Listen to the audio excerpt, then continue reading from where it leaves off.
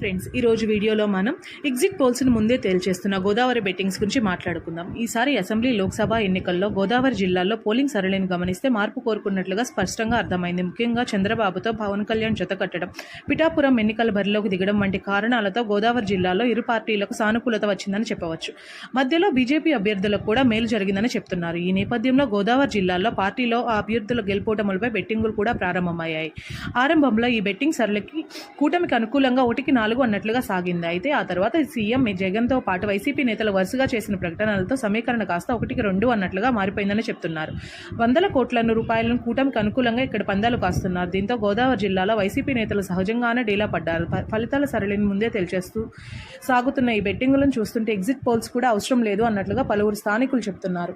దీంతో ఇవాళ వెలువడే ఎగ్జిట్ పోల్స్ను కూడా బెట్టింగ్ రాయిలు పట్టించుకునే పరిస్థితి కనిపించడం లేదు. ఇది ఫ్రెండ్స్, ఈ వీడియో మీకు ఎలా అనిపించిందో కామెంట్ చేయండి. Please do like, share and subscribe SR Voice.